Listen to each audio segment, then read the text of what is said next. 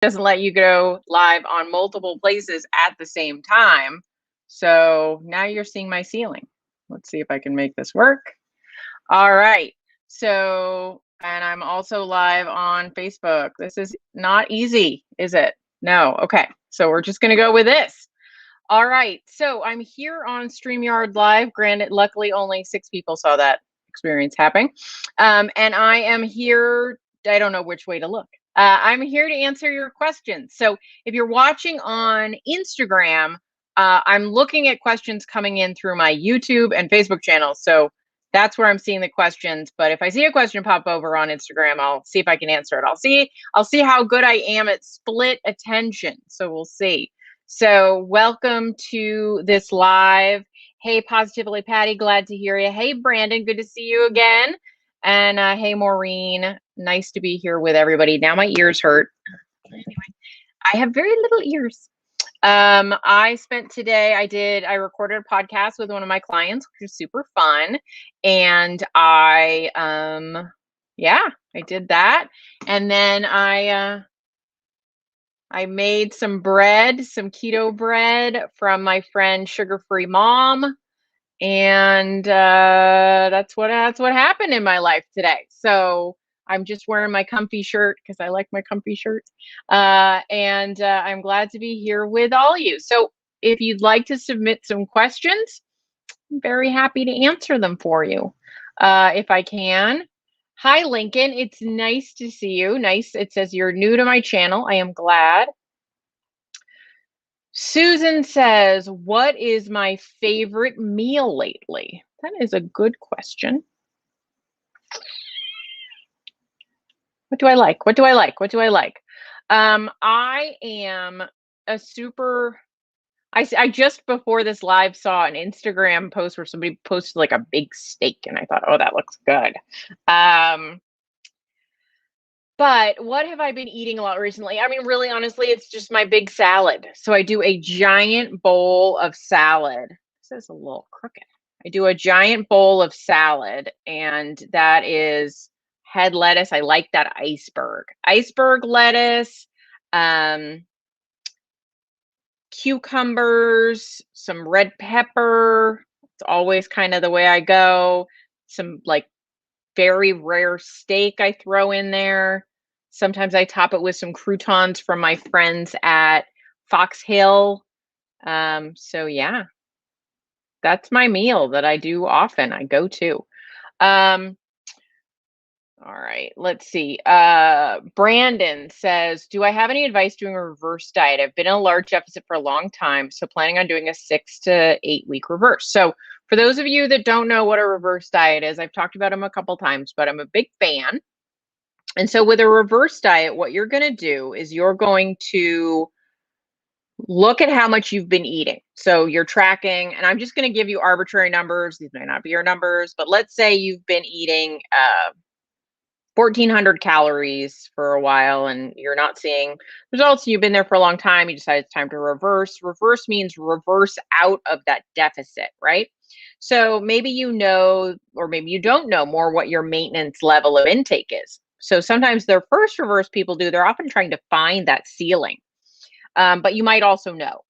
So when you're doing that reverse and you're trying to find a ceiling, you just start adding 50 to 100 calories to your diet a day. So it's like you start at 1,400, then you average 1,450 for the next week. Then it's 1,500, then it's 1,550. You keep bumping that up until you find where the ceiling is. So I actually, if it's my first reverse for sure, I don't necessarily put a time limit on it. I want to find where the point is that I can keep eating to and not see any real weight gain, right? So that's the way that I do a reverse. And once I see maybe 3-4 pounds start to come on slowly, I'm like, okay, I think I found my ceiling. Then I kind of hover around there for maybe another, whatever makes sense, period of time. Don't rush the reverse. Don't rush it. That's my advice. Denise says, will I talk about fasting? Sure. Do you have a specific question about fasting though? Fasting, I'm going to be perfectly honest, is not as much my thing. It's never really appealed to me significantly. Um, it's never really been the thing. So funny. I have 2 cameras, and on Instagram, my shirt looks enormous. Got to pull it back a little bit. So fasting's never been really my thing. So I'm not like what I would call a fasting expert. From a personal perspective, I certainly talk about it, know about it, hear about it, listen to things about it, but you know, so if you have a specific question, that'd be helpful. But from my perspective, if your question is like, what do I think of fasting? I certainly believe that we should all go a period of time over the night when we're not eating. So that's some period of time where, hold on, something is weird is going on with this thing.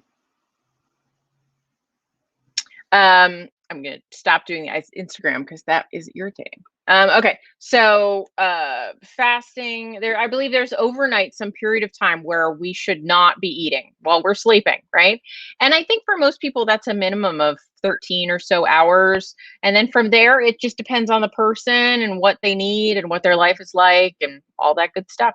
So I certainly believe in intermittent fasting or time restricted feeding. From there, it gets, it's like that's everybody. And then from there, it narrows in terms of what's a good idea for different people at different times and different experiences. Easy Zealous says, good evening. I bit my cheek today, so if I'm talking a little funny, I'm sorry. Good evening. Will eating a keto carnivore diet help with chronic regional pain syndrome? Well, I don't know, but for the most part, I find anything related to autoimmunity or nerve issues or neurological problems, like all these different issues. Certainly, I've never heard of any condition where eating junk food is better for it. So certainly a whole foods, real foods, insulin managing kind of a diet, I think is probably a good idea for almost everything in the world.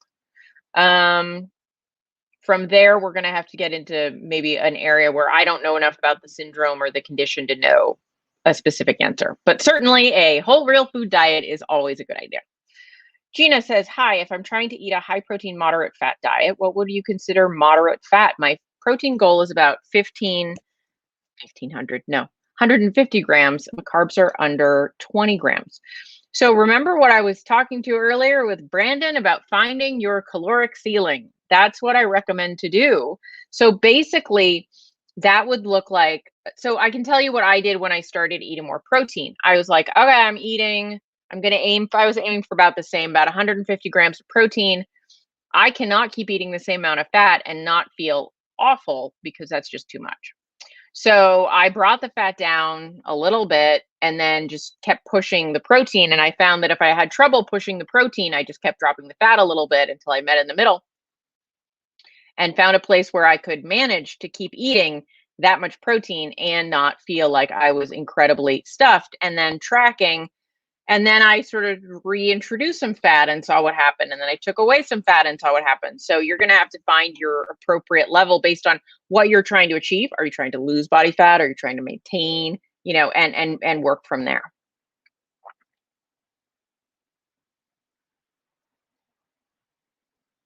It jumped.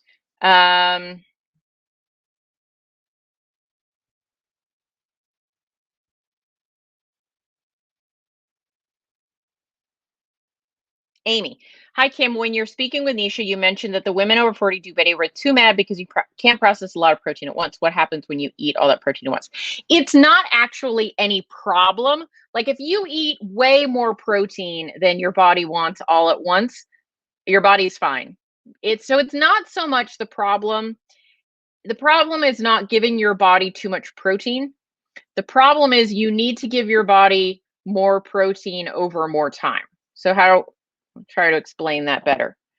Let's say, gotta think of a good analogy for that. Let's say you're shampooing your hair. Okay. And for whatever reason, you have a line down the middle of your forehead and or down the middle of your head, and you can only shampoo one side at a time.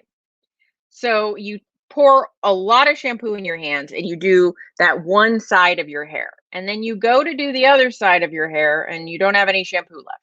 It's like, half of my hair is now dirty because I didn't balance, right? So it's not that you did damage to the first side, that you over shampooed.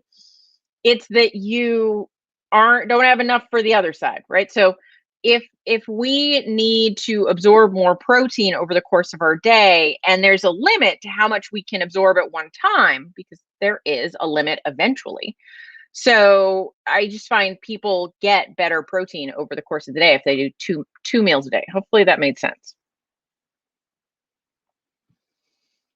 Kathleen, any chance of getting a video about keto and day sleepers? Oof, I'll think about it. Certainly there's a lot of circadian rhythms that kind of happen there, but I think you know that. Teresa, I've been doing the keto chow shakes, and it seems like if I eat anything at all, it stalls me. I do giant bowls of salad too, still I stall. So are you not stalling with the 3 daily keto chow shakes? That's interesting. What are you adding anything to them? What's your daily caloric intake then? Jean says, watching me in the gorgeous male gym lists, fuel for my keto, want pretty arms. Absolutely. Love those eye candy. That's also always good. Darcy asks, what are my thoughts on how often one does a long fast for those that are in menopause or pre-menopause? So I'm not a super big fan of long fasts. I know there are people that are, and I'm not saying they're wrong. I'm saying I am not a big fan of long fasting, especially as we age, quite honestly, because of that protein issue. So if you think about it, as we age, we develop a little bit of anabolic resistance, which means that we used to be able to maybe get away with eating a lot less and a lot less carefully and still get the kind of like lean body mass, muscular retention when we're younger and we have hormones on our side. As we get older and our hormones are fighting us a little harder, we have to fight for our health a little harder. And for a lot of us, that means making sure we get plenty of protein over the course of the day. Now, it's always a balance. If you are 400 pounds and have raging type 2 diabetes, the benefits versus the costs of long fasting is probably more on the benefit side. But if you're 175 pounds, you're in relatively good health, but you just have a body composition you're not 100% happy with, then I think potentially the fasting might be doing more harm than good compared to some other things you could be doing. So it's all relative. That's the way I'd say it. Karen says, hold on. Karen says, what are some good, I think she means keto, stable foods facing another lockdown? So I know Karen is in a foreign country, so I'm not going to mention the kinds of things that would be you'd have to order. Quite honestly, the thing I would say is if you have a freezer, make use of it. Put the meat in the freezer. Put meat in the freezer, and then you'll be good for that. But if you're asking for like shelf-stable foods and you have an opportunity to order them from the United States, I would say keto bricks are a fabulous shelf-stable food.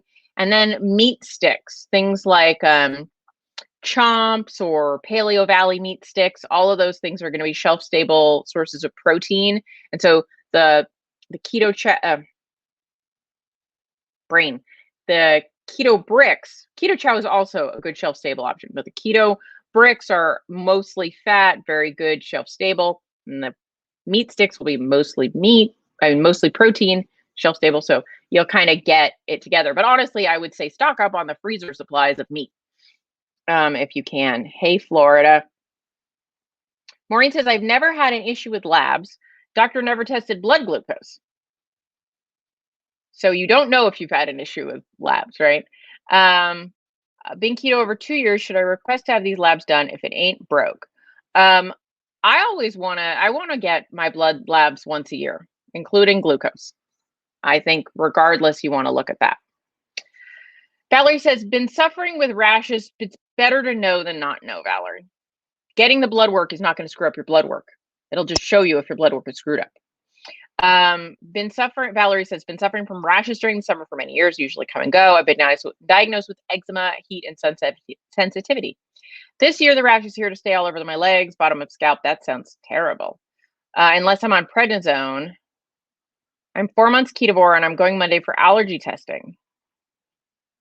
I would say maybe do an elimination diet, which is an elimination diet, which is like go down to very minimal ingredients, mostly like just maybe meat and water, and then start see if your symptoms get better. Then you can start reintroducing things, see if your diet is affecting things. Leslie asks, can I explain the difference between hemoglobin A1C and HbA1c? Hemoglobin A1C and HbA1c are the same thing. HB just means hemoglobin. So they're the same thing. But if you're asking me, what's the difference between having a 5.5 and having 4.6? So those are the two numbers mentioned. But that is a reduction for sure. So hemoglobin A1C basically tests how glycated your hemoglobin is, your red blood type of red blood cell.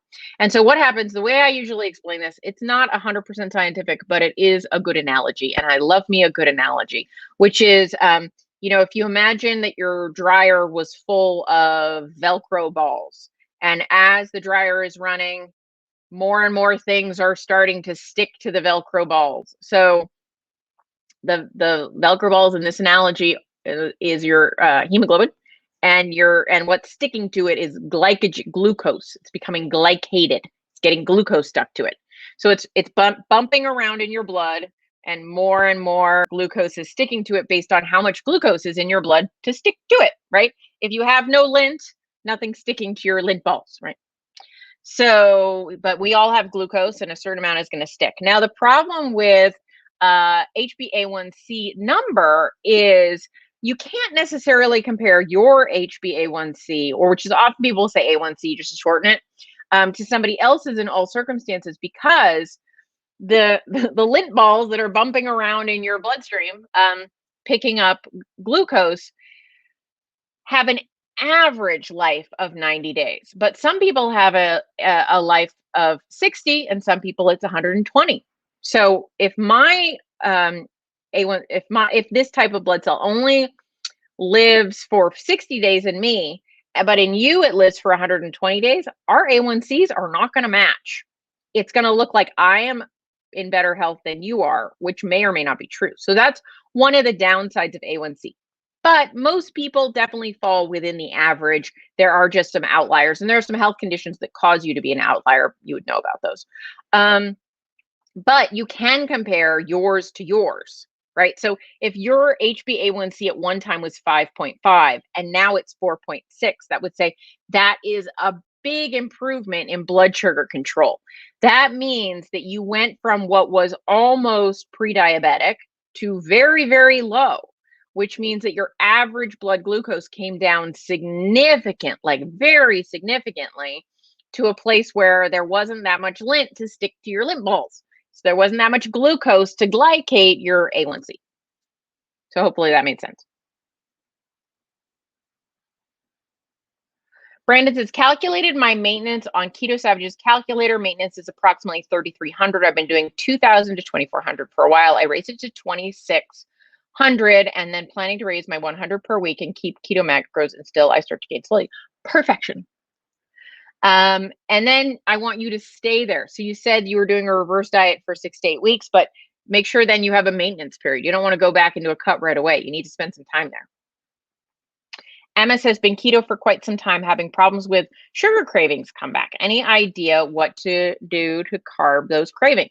So curb those cravings.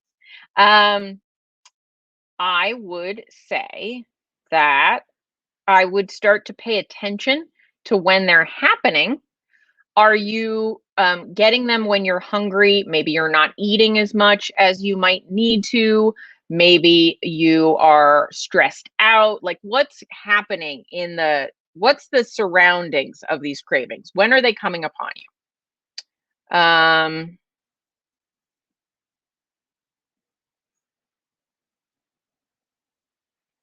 Tracy asks, how many grams of protein need daily vs a woman in her 70s? Probably you're asking for a woman in her 70s. So it depends how big she is. So I base protein needs off of, well, I would like to base it off of lean body mass, but nobody knows their lean body mass. So I just started basing it off of ideal body mass, like many people suggest in the world. And so I give everybody what I think is optimal for any age. And then I say, if you're younger, you can do a little less than that, but this is probably optimal.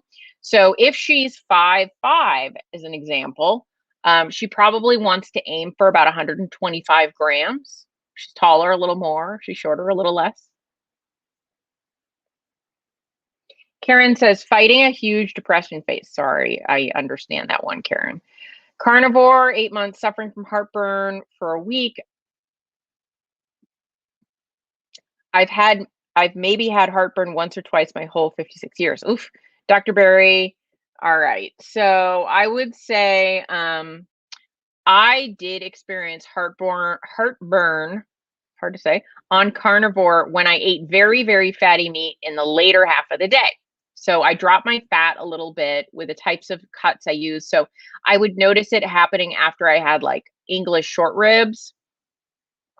And so those were very, very high fat. And I would, if I had them for lunch, I was fine. But if I had them for dinner, I would get acid reflux that evening.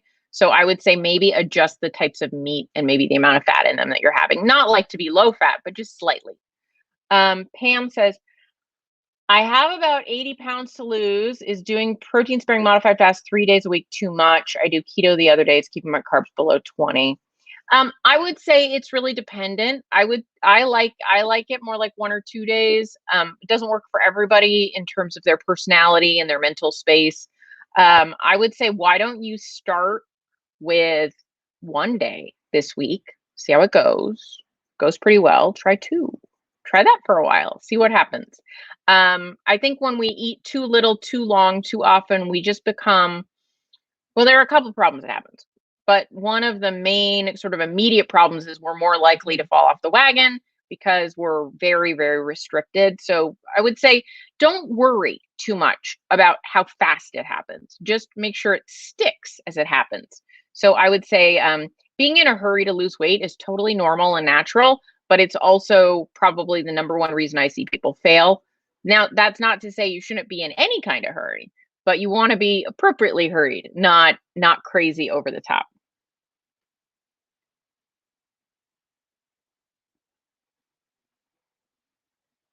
Oh, thanks, Kelly. I'm glad you liked my podcast. Brenda, should we be counting calories? That is a very loaded question, Brenda. I would say that a lot of people, they do not need to be counting calories, but you do need to be like conscious because I do believe that calories do matter. And quite honestly, the number one thing I see is not people eating too many calories, although I do see that. I see them eating too few. I see a lot of people in the keto world way under eating for very long periods of time and then completely screwing themselves over in terms of ongoing success because they like have driven their little ship into the depths of the sea and run aground, and then we got to like bail them out, and it's very hard then. So if you eat too little for too long, it becomes very challenging to help you. So but so I would say like the whole CISO thing, calories in, calories out, is not what I try to explain to people, but calories are a unit of measure. They do have an impact. It's not to say that hormones don't matter. I think hormones are very important, and they're really the first thing we need to pay attention to in terms of what's your insulin doing, how's your general health, how's all that going, what's the direction we're headed in. But when we get those things relatively under control, I do think that calories do play a role. And since I've turned to calories being part of my look-see at how I'm doing and what's happening, I've been a lot more successful, at least than I was when I wasn't. Okay, so hopefully that helps. I don't want to be one of the mean people that talks about calories, but Debbie says, my keto nurse recently diagnosed me with hyperthyroid and low folate, along with perimenopause and not absorbing nutrients. She isn't a fan of Lugol's for iodine and recommends regular iodized salt. I would ask her why she isn't a fan of Lugol's. Like, whenever somebody in the medical field or anything really is like, I don't like that, ask them why. Why don't you like that? And see what their answer is. And then I would also say, hold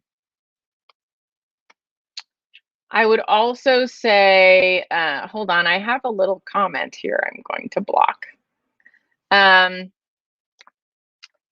also would say the issue I have with iodized salt, more than just the fact that the salt might be not the best quality salt and there's the microplastics issue.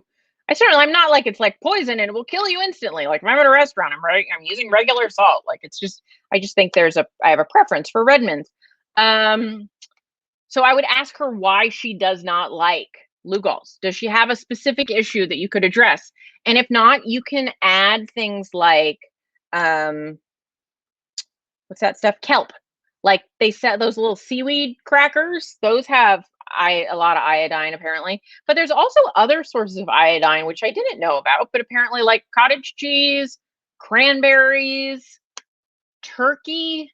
There are a few surprising sources of iodine in the world. So or shellfish. If you like shellfish, lots of iodine there. So I would Google sources of iodine and see what the other options are.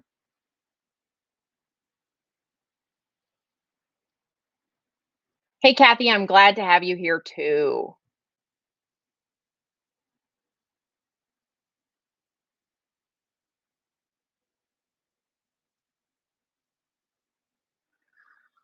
Susan asked, do I drink the beef protein shakes? Are you talking about a Quip? Indeed, I do. Not like daily or anything, but I do have it in my cupboard and I like it very much. Brandon says, while I'm working on getting back to maintenance, would higher protein, moderate fat be better for raising muscle mass while I'm not in a deficit like bodybuilders do on the bulking phase? So I guess the question is, Brandon, are you lifting?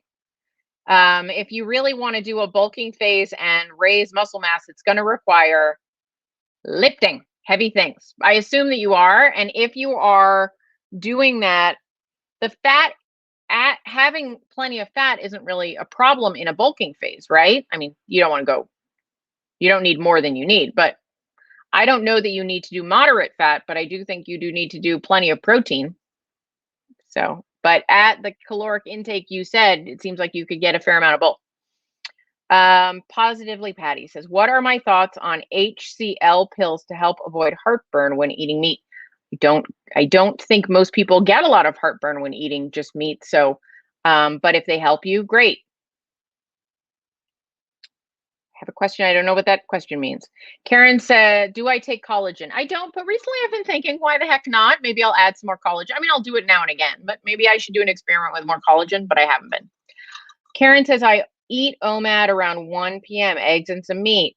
Heartburn starts when I wake until I go to bed. I certainly would not do OMAD if you have heartburn issues. Large meals are really a problem with heartburn. Ruby said, I asked Keto Carnivore, have lost 55 pounds, kind of stalled, hired a personal trainer to build muscle mass.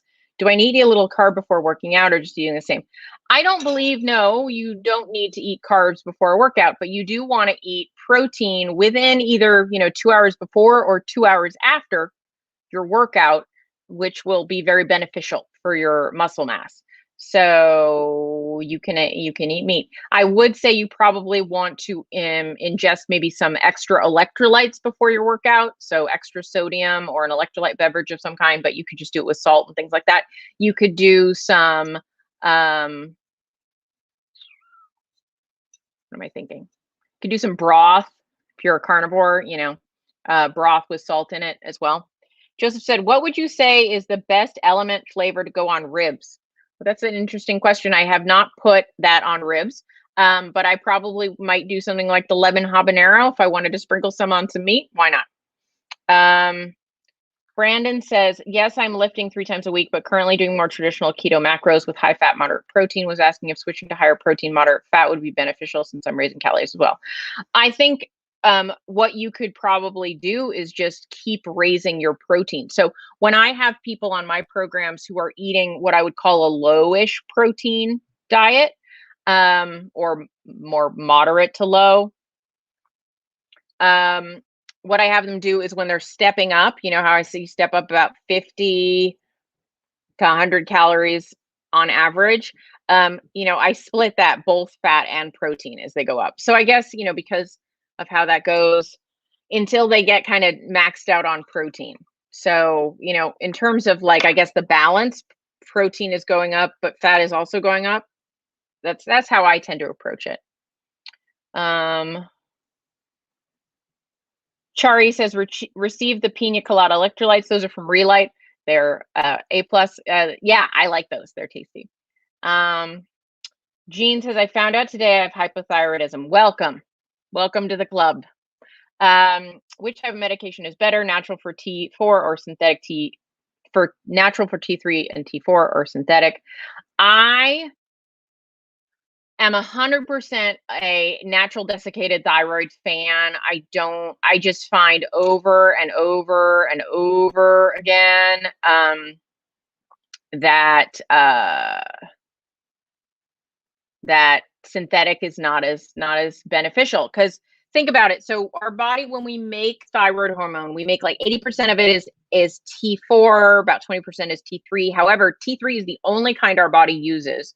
So the T4 we make gets converted to T3. Now, if you have a problem converting in that conversion, some of us are not good at converting T4 to T3. And so if that's what's wrong with you, and we just give you synthetic T4, that's not helping, because you're not converting that either.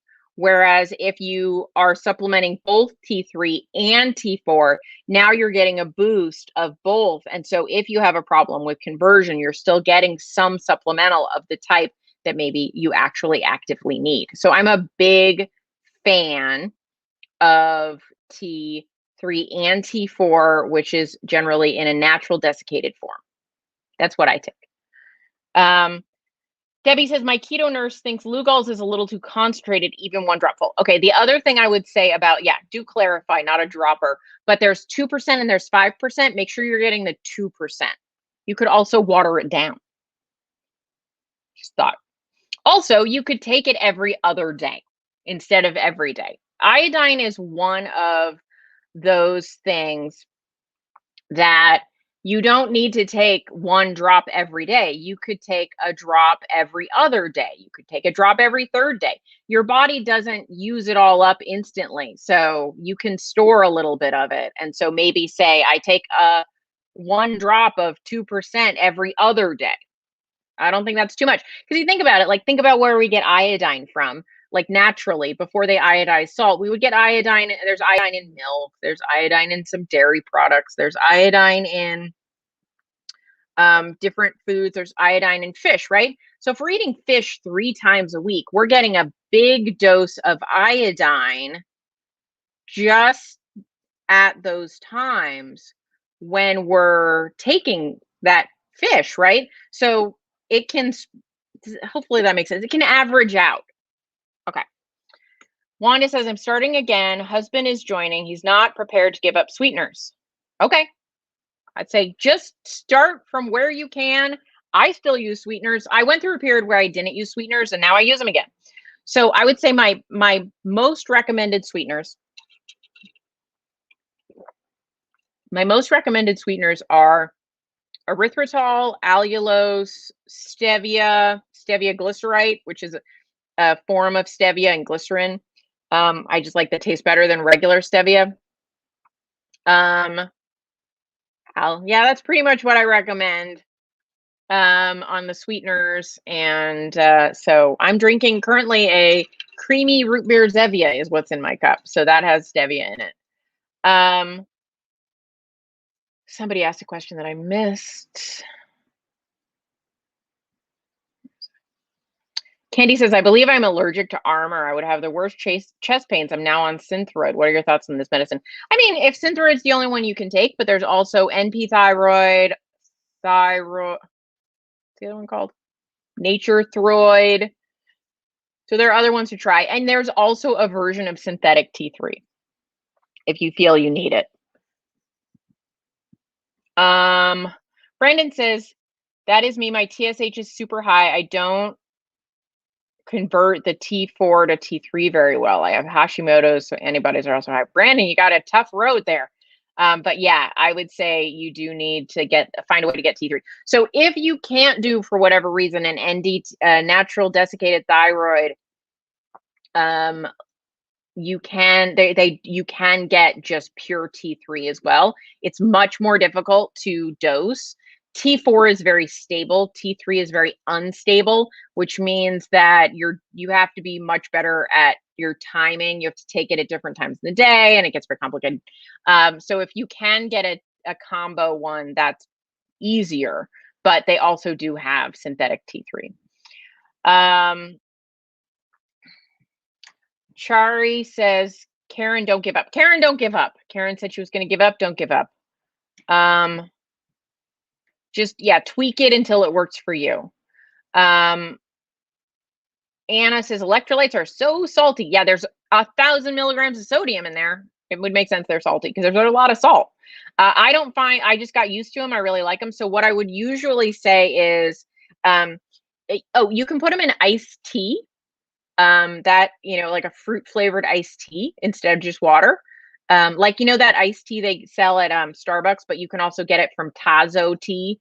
It's like berry, but it's not called berry. What the hell is that? The red one at Starbucks. You don't have to buy it there. You can get it other places. But if I put electrolytes in that, it really mellows it out because it's got a sort of berry flavor of its own.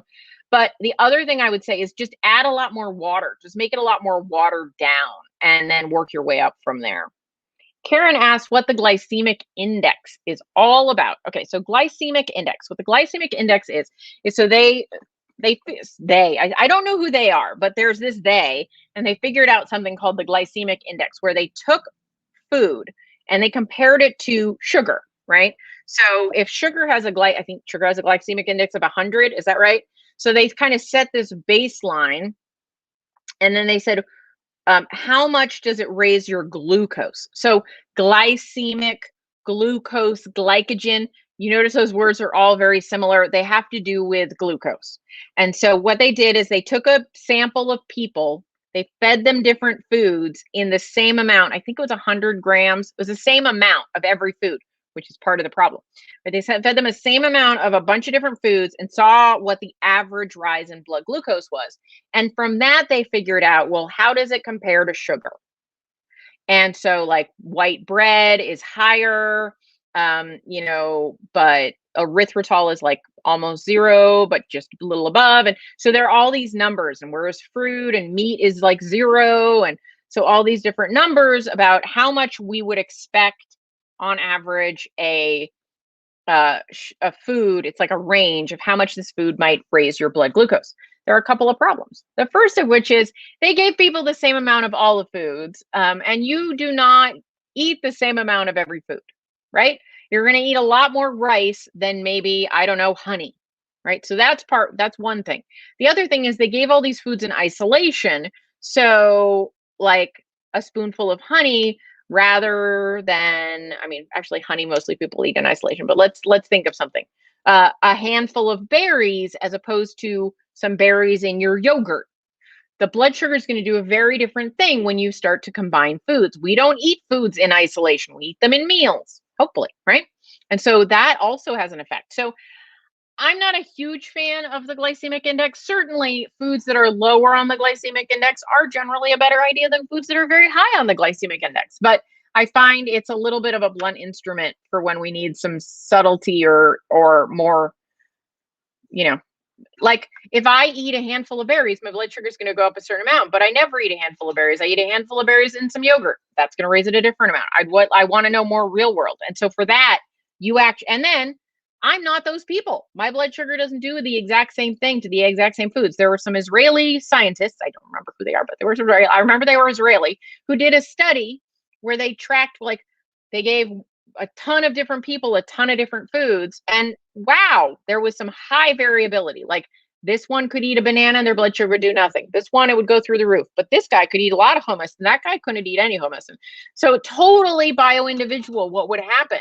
And so you kind of have to see what works with your body. Hopefully that was informative. Passion tea. That's the tea I was trying to think of.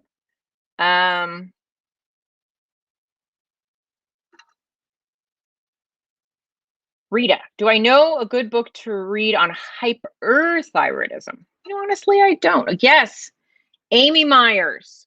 I think her name is Amy Myers. Look for Amy Myers and see if she wrote a book about hyperthyroidism.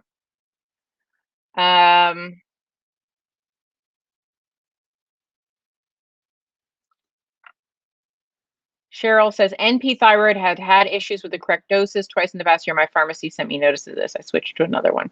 Yeah, there was an issue with NP. I think it was that they were testing slightly under their threshold of what they needed to.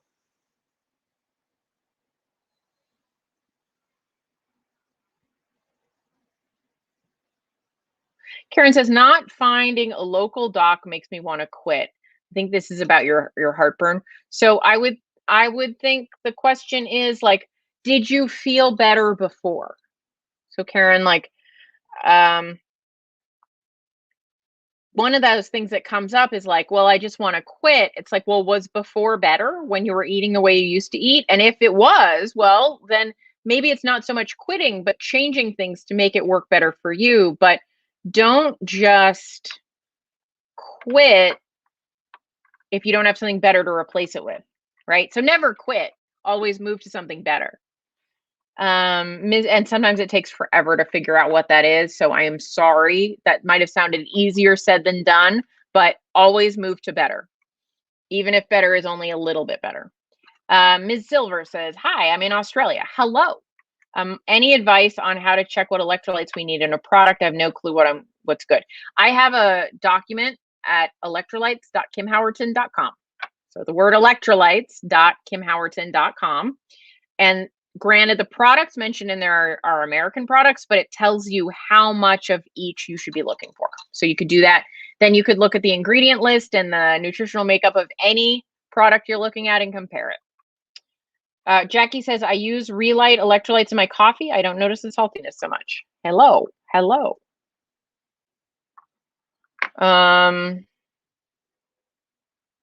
So Karen says, I was feeling great until the heartburn. So Karen, I would say, did you notice, like, so you were doing great on keto for a while, and then what precipitated the heartburn? When did the heartburn start to occur?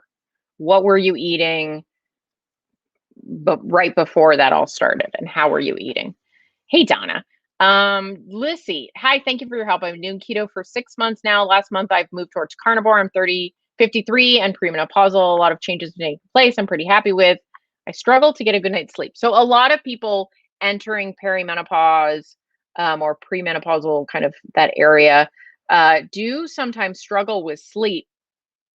And it has to do with a shifting in hormones as we enter that menopausal area. Generally speaking, testosterone is a lot of an issue, and also progesterone. By the way, I am not a doctor. This is not medical advice. This is just what I've heard. So you might want to talk to your doctor about getting your hormones tested and look at that and see if perhaps that might make a shift in terms of how you're sleeping. Also, magnesium threonate or glycinate at night can be very helpful in terms of sleep. Gemma says, I had asked you about a CGM, but guess what? My A1C went down 10 points. Gemma, woo! That's exciting. Karen says, same item since I started carnivore, eggs and some other type of meat. Just going to listen now. Okay, Karen. Well, I'm happy to help. So, but I would definitely go from OMAD to at least 2 meals and maybe 3, because that one big meal for some people really does do a doozy on heartburn.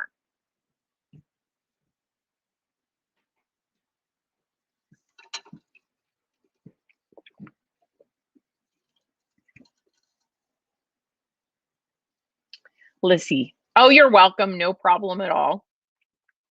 What else is going on? I'm just thinking about how to answer various questions in the world. I think I might have reached the end of my questions. That's crazy talk.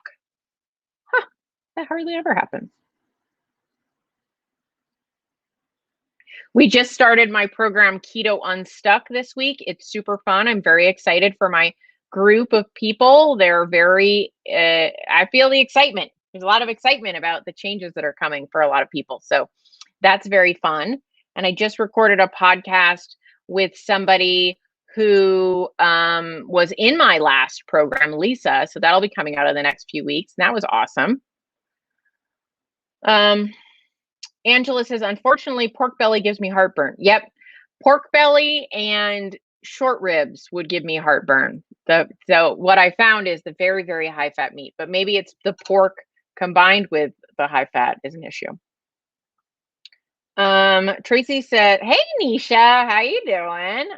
You were having your live earlier, so I owe you a text back. I don't want to text you in the middle of your live. Tracy says, often people who have heartburn have low stomach acid and it's hard to digest protein. This is what happened to me. So I take a tablespoon of apple cider vinegar about 15 minutes before I eat. Yeah, I mean, some people definitely say that apple cider vinegar can be very helpful in terms of heartburn for sure.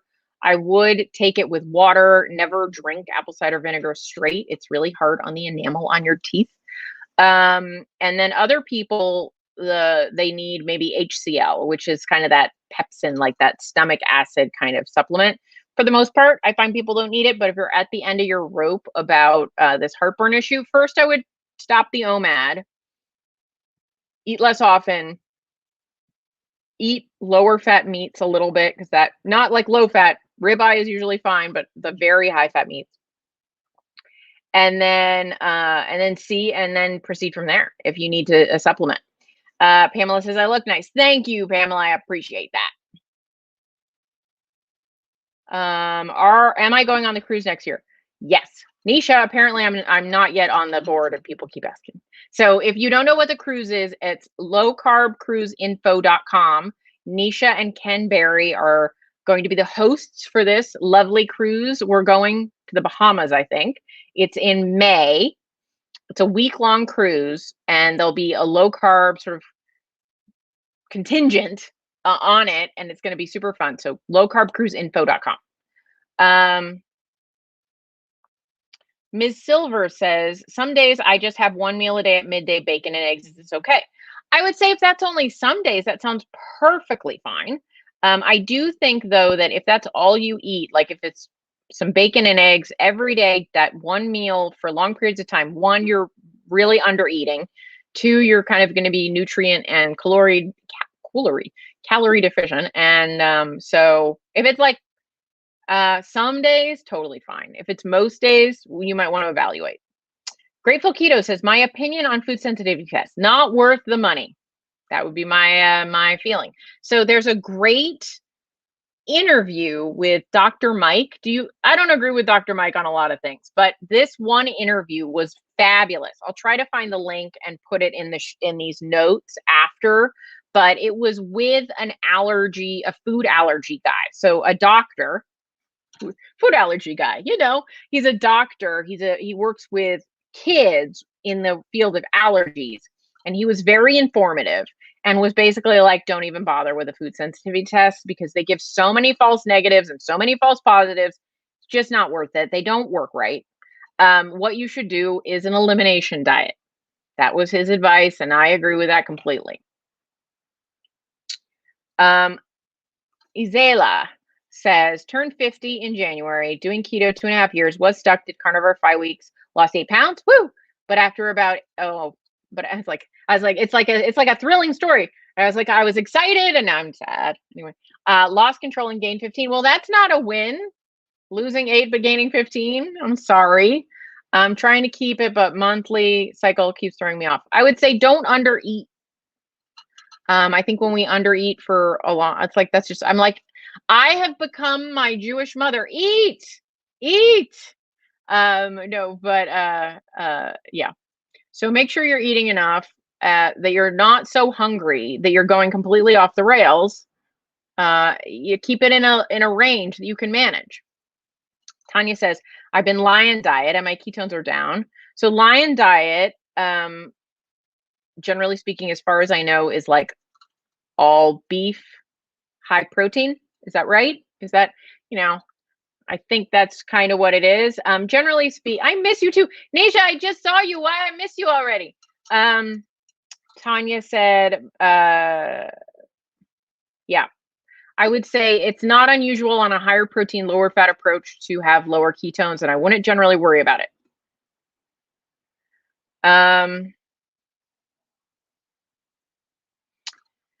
Michelle, do I recommend certain calories? I eat carnivore and OMAD, and some days, and some say not to watch calories, but I still need to lose 80 pounds. I totally hear you. Hey, Lisa, good to see you. I totally hear you on that, Michelle. I found it important. So I wasn't paying that much attention to calories for a long time, and I was kind of chronically undereating, and then occasionally binging, and then undereating, and then binging. It was just not going well. And I do think that we do need to. So here's what I tend to recommend: periods of time where we don't eat as much, where we're focused on fat loss, and then other periods of time where we're focusing on maintenance. And in maintenance, you want to eat as much as you possibly can without gaining weight. There's a range. So you want to figure that out. And then you want to eat that much. So you're eating less for a little while, and then you're eating more for a little while, and you're eating less for a little while, and then you're eating more. And then eventually you just go to the top because you've lost all the weight you want to lose. But I can't tell you a certain number because we're all somewhat individual. But I would suggest you find your own ceiling, and then make sure you spend some time there every once in a while. Kat says, trying to figure out what's kicking me out of ketosis when I'm sleeping. Probably high cortisol. Because if you're sleeping, it's not what you're eating. Mostly carnivore, 5 to 106 pounds. You're not a very heavy person at all. Want to be keto for life. How do I navigate? So are you in ketosis during the day, but overnight when you wake up in the morning, you're finding that your ketone levels are more like 0.4, 0.5, 0.3, something in there, but then later in the day it's a little higher? I would not call that a problem at all.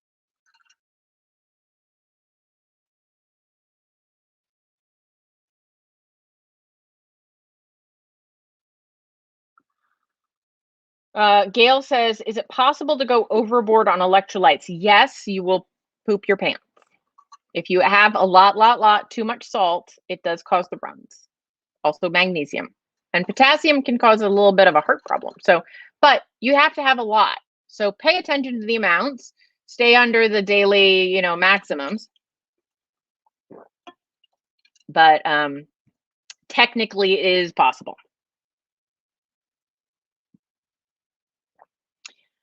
Ms. Silver said, I have pernicious anemia, which means lower stomach acid prior to keto. I needed a digestive enzyme. I don't need it anymore. All right, there you go. All right, you're welcome for the giggles.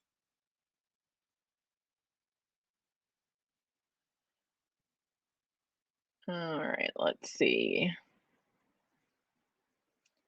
Aw, I can't quit crying from the heartburn. I'm so sorry that you're heartburn is awful. It's awful. So I totally get that you're going to want to try to help that. Lots of people have chimed in about things to do, but they also sell apple cider vinegar pills. But for me, actually, pills kind of can sometimes give me heartburn, so I don't always like those. So, but yeah, you definitely need to water ACV down. Don't ruin your teeth. Kat says in ketosis during the day, 0.3 in the AM. Yeah, not even the littlest bit of a problem, Kat. Not even. Some people, after they've been keto for quite some time and they're in maintenance, especially because you're not trying to lose weight anymore, their ketones will be a little bit lower, and it doesn't mean anything bad because the ketones that we're testing in our blood are just the ketones that are left over. So your body might be using more ketones at night. You also do have higher cortisol in the morning as you wake up. That's normal. It's going to lower your ketones. If you're seeing like the 0.3 in the morning when you get up, and then later in the day it's like 0.5, 0.6, 0.7, up to 1, I just don't think that's a problem in any way, shape, or form. And it does not mean you're not living the keto lifestyle. All right.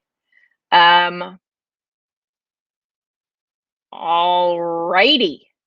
I think we're coming to the hour, so we might call it a day. Kizzy asked if I've ever heard of restless arm syndrome. I haven't, but that doesn't mean it doesn't exist.